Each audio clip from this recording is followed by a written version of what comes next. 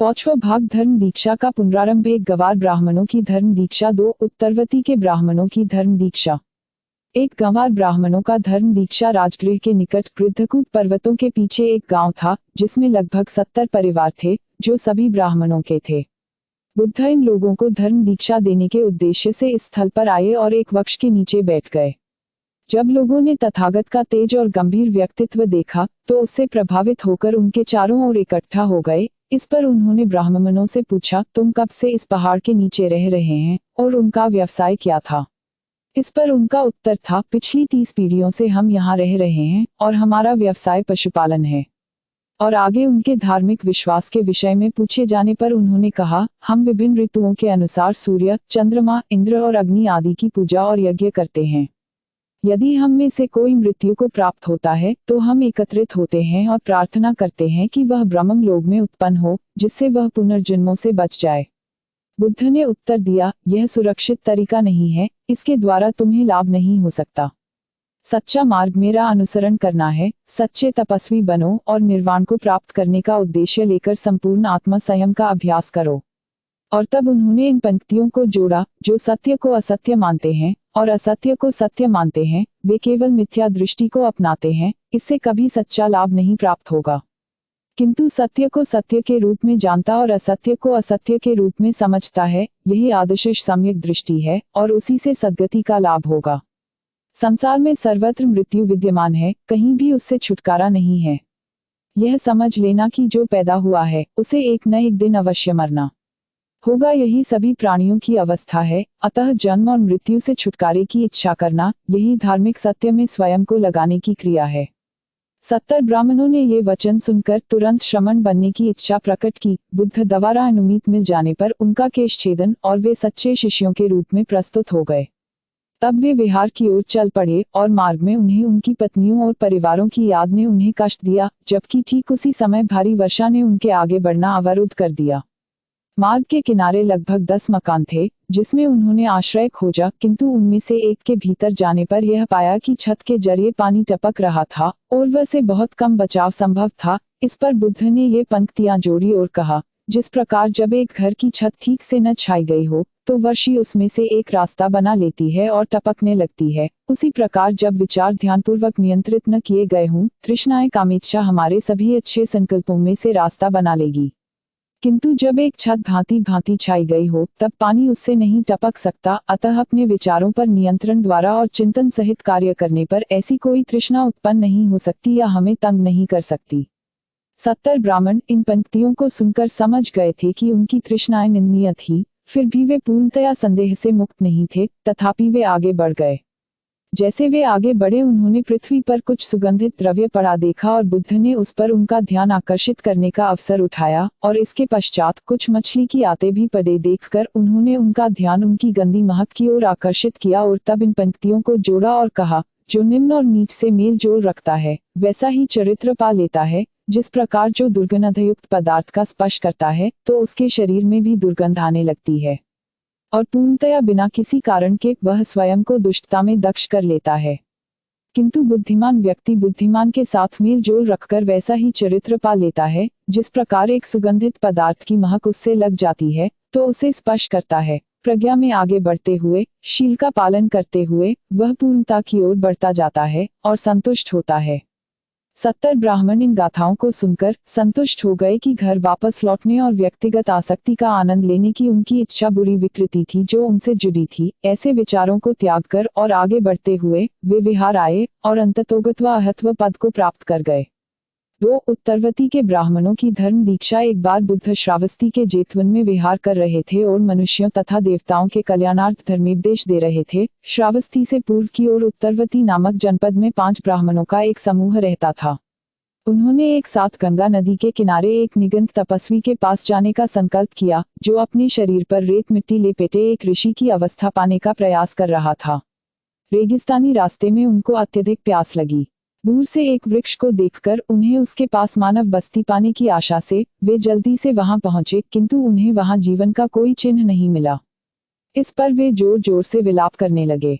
अचानक उन लोगों ने वृक्ष पर से वृक्ष देवता की आवाज सुनी, जिसने उनसे पूछा, तुम लोग क्यों विलाप कर रहे हो? और कारण सुनकर वृक्ष देवता ने उन्हें यथेच्छ खाने पीने को दिया। ब्राह्मणों ने आगे बढ़ने से पहले वृक्ष देवता से पूछा कि वह पूर्व जन्म में क्या किया था कि वह इस प्रकार वृक्ष देवता होकर उत्पन्न हुआ। इस पर उसने बतलाया कि जब सुदत्त अनाथपिंडिक ने बुदूत को जेववनाराम का दान दिया था, तब वह श्रावस्ती की सभा में सारी रात उपदेश सुनता रहा। वहां से लौटते वक्त मैंने भिक्षुओं के पात्र को जल से भर लिया था। इस प्रकार मैंने भिक्षुओं को जल दान दिया था। अगली सुबह वापसी पर उसकी पत्नी ने क्रोध से पूछा कि उसे ऐसा क्या कष्ट मिला था कि वह पूरी रात बाहर रहा। इस पर उसने उत्तर दिया कि वह गुस्से में नहीं था, बल्कि वह जेतवन में बुदूत का धर्मोपदेश सुन रहा था। इस पर उसकी पत्नी ने बुद्ध को बुरी तरह गालियां देना प्रारंभ कर दिया और कहा, यह गौतम केवल एक पागल धर्म प्रचारक है, जो लोगों को धोखा देता है इत्यादि। इस पर वृक्ष देवता ने कहा, मैंने उसके कथनों का विरोध नहीं किया, बल्कि उसके सामने हार मान ली। और इस प्रकार जब मैं मृत्यु को प्राप्त हुआ तो मैंने वृक्ष देवता के रूप में जन्म लिया, किंतु अपनी कायरता के कारण मैं इस वृक्ष तक ही सीमित हूँ। और तब उसने इन गाथाओं को सुनाया। यज्ञ और अन्य अनुष्ठान आदि दिन रात दुख देने वाले सतत भार और चिंता के जनक हैं। चिंता से मुक्त होने और दुख को नष्ट करने के लिए एक व्यक्ति को आवश्यक ही बुद्ध के धर्म का पालन करना चाहिए और जो ऋषियों के धर्म के सभी सांसारिक नियमों से मुक्ति पानी चाहिए। ब्राह्मणों ने इन शब्दों को सुनकर स्वयं श्रावस्ती में उस स्थल पर जाने का निश्चय किया और वे वहां पहुंचे जहां बुद्ध थे। उन्होंने तथागत को अपने आगमन का उद्देश्य बताने पर तथागत ने उनसे कहा, भले ही मनुष्य बालों को जटाओं सहित नग्न रहे, या चाहे वह कुछ पत्तों या छात्र के कपड़ों से अपना शरीर ढके, या फिर वह स्वयं को धूल से ढके और पत्थरों पर सोता हो, किंतु तृष्णा से छुटकारा पाने में इन सब का क्या प्रयोग है? किंतु वह जो न तो किसी से संघर्ष करता है और न हत्या करता है, या अग्नि द्वारा किसी को नष्ट नहीं करता, वह जो दूसरे को हराकर विजय पाने की अभिलाषा नहीं करता, वह जो संपूर्ण संसार के प्रति मैत्री भावना रखता है, ऐसी स्थिति में मनुष्य के लिए द्वेष या घृणा के लिए कोई स्थान नहीं है। शांति पुण्य पाने के लिए प्रेतों को आहुति देना या इस जीवन के बाद परलोक पुरस्कार की आशा रखना, ऐसे व्यक्ति की प्रसन्नता उस व्यक्ति की चौथाई प्रसन्नता के बराबर भी नहीं है जो सत्पुरुषों का सत्कार करता है। वह जो सदैव अच्छे आचरण और दूसरों को उचित सम्मान पर एकाग्रचित है, वह जो हमेशा वृद्धों का आदर करता है, उनके पास चार अच्छी चीजें निरंतर बढ़ती रहती हैं, सुंदरता और शक्ति तथा आयु और शांति। अपने पति से यह सुनकर पत्नी संतुष्ट हो गई।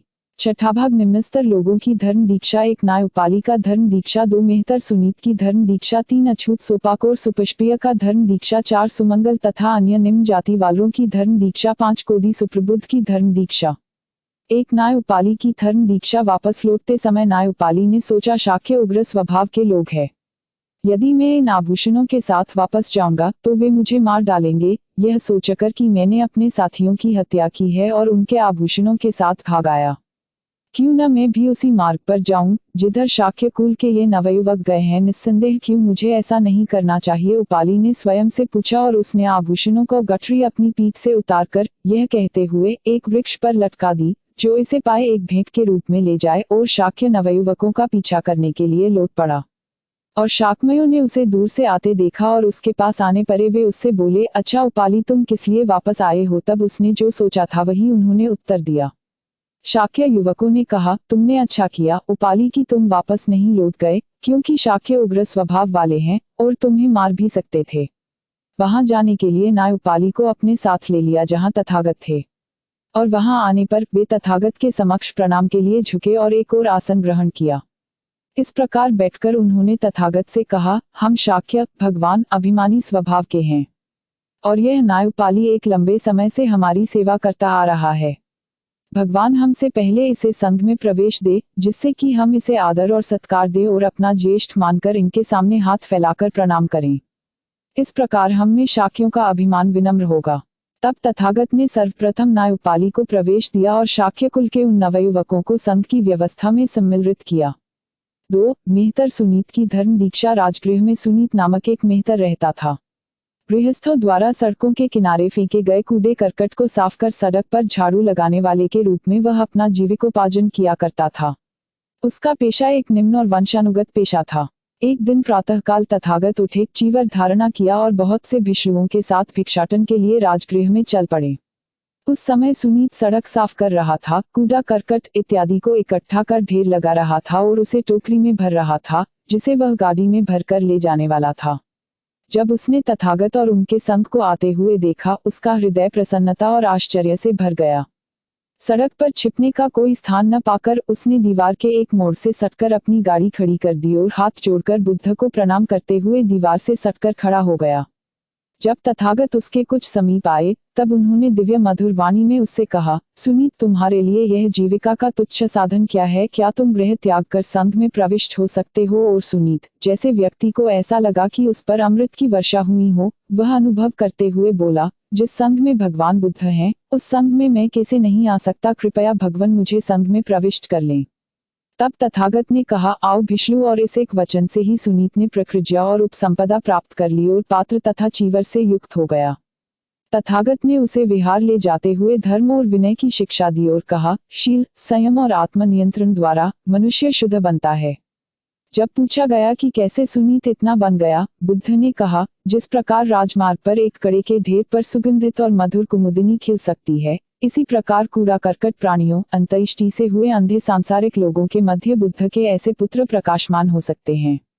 3 अछूत सोपाक और सुपनप्रिय की धर्म दीक्षा। सोपाक श्रावस्ती का एक अछूत था। उसके जन्म के समय अपनी प्रसव वेदना में उसकी मां एक लंबी गहरी मूर्छा में चली गई, जिससे उसके पति और संबंधियों ने समझा वह मर गई है, और वे उसे उठाकर शमशान ले गए और उसके शरीर को जलाने की तैयारी की। किंतु हवा और वर्षा के तूफान के कारण अग्नि नहीं जल पाई। अतः वे सोपाक की मां को चिता पर लिटा छोड़कर चले गए। सोपाक की मां तब तक मरी नहीं थी। उसकी मृत्यु बाद में हुई। अपनी मृत्यु से पहले उसने एक बच्चे को जन्म दिया था। उस बच्चे को शमशान के रखवाले ने गोद ले लिया था और वह बच्चा उसके द्वारा अपने बच्चे सुष्पिय के साथ पाल पोसकर बड़ा किया गया। वह बच्चा सोपाक समुदाय के नाम से जाना गया, जिस समुदाय से उसकी मां संबंधित थी। एक दिन तथागत उस शमशान के पास से गुजर रहे थे। भगवान को देख सोपाक उनके समीप गया। भगवान को प्रणाम कर उसने उनके शिष्य के रूप में उनके साथ जुड़ने की आज्ञा मांगी। तब सोपाक केवल 7 वर्ष का था। अतः भगवान ने उससे अपने पिता की अनुमति प्राप्त करने के लिए कहा। सोपाक गया और अपने पिता को ले आया। पिता ने भगवान को प्रणाम किया और उसने अपने पुत्र को संघ में प्रविष्ट करने की प्रार्थना की।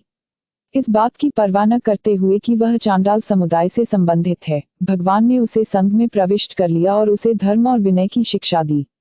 बाद में सोपाक एक थेर स्थविर हुआ।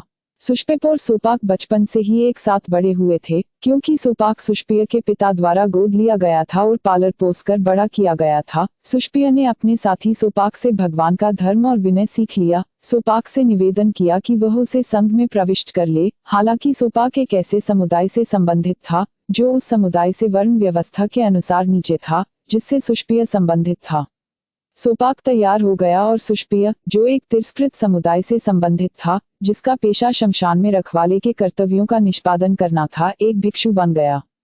4 सुमंगल तथा अन्य निम्न जाति वालों की धर्म दीक्षा। सुमंगल श्रावस्ती का एक किसान था। वह एक छोटी दरांती, हल और कुदाली से खेतों में काम करके अपना जीविकोपार्जन किया करता था। छन कपिल वस्तु का मूल निवासी था और शुद्धोदन के घर में दास था। धन्य राजगृह का निवासी था, वह कुम्हार था। कपतकुर श्रावस्ती का एक निवासी था। स्वयं की आजीविका के लिए वह केवल एक ही तरीका जानता था कि चीथड़े पहनकर हाथ में खप्पर लिए चावल की भीख मांगते घूमना। अतः कपतकुर चीथड़े और चावल नाम से ही जाना जाने लगा था। बड़ा होने पर वह अपना गुजारा घास बेचकर करता था।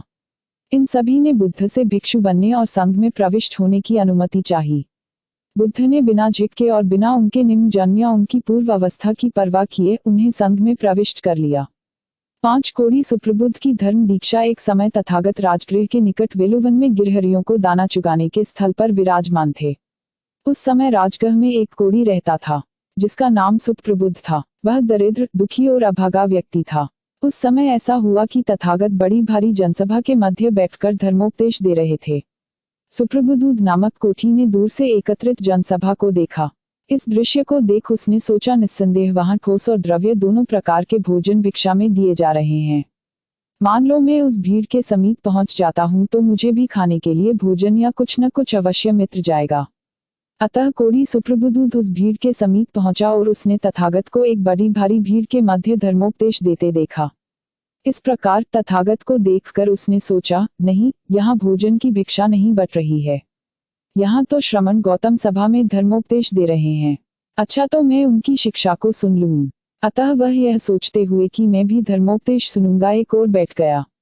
तथागत ने अपने विचार से उस संपूर्ण सभा के विचारों को पढ़कर स्वयं से कहा, मुझे है कि यहाँ उपस्थित लोगों में से कौन सत्य को समझ लेने में सक्षम है। तब उन्होंने कोढ़ी सुप्रबुद्धूत को भीड़ में बैठे देखा और उसको देखते ही वह जान गए, यह सत्य को समझ सकता है। अतः कोढ़ी सुप्रबुद्ध के लिए तथागत ने क्रमशः इन विषयों से संबंधित एक धर्मोपदेश दिया। भिक्षादान पर, पवित्र जीवन पर, स्वर्ग लोक पर, और उन्होंने काम सुखों की तुच्छता और निरर्थकता तथा आश्रवों से मुक्ति के लाभ का निर्देश दिया। जब तथागत ने देखा कि कोढ़ी सुप्रबुद्ध का चित्त विनम्र हो गया, आज्ञाकारी हो गया, मुक्त हो गया, ऊपर उठ गया और श्रद्धा से पूर्ण हो गया, तब उन्होंने उसे बुद्धों के सर्वोत्कृष्ट धम्म का उपदेश दिया। दुख, दुख समुदय, दुख निरोध और दुख निरोध की ओर से जाना वाला मार्ग, जिस प्रकार एक श्वेत वस्त्र दाग धब्बों से मुक्त रंग को अच्छी तरह ग्रहण करने के लिए तैयार है, उसी प्रकार कोढ़ी सुप्रबुद्ध में, जैसे कि वह ठीक उसी स्थल पर बैठा था, सत्य की शुद्ध विमला प्रज्ञा उत्पन्न हुई। यह सत्य की जिस किसी का भी प्रारंभ है, उसका अवश्य ही एक अंत भी होगा। और कोढ़ी सुप्रबुद्ध ने सत्य को देखा, सत्य तक पहुंचा, सत्य का अनुभव किया, सत्य में निमग्न हो गया, संदेह के परे चले गया, सभी जिज्ञासाओं से मुक्त हो गया, विश्वास जीत लिया और उसे और कुछ भी करनीय नहीं रहा। तथागत की देशना पर सुप्रतिष्ठित होकर अपने आसन से ऊपर उठकर और तथागत के समीप जाकर और वहां एक और वह बैठ गया।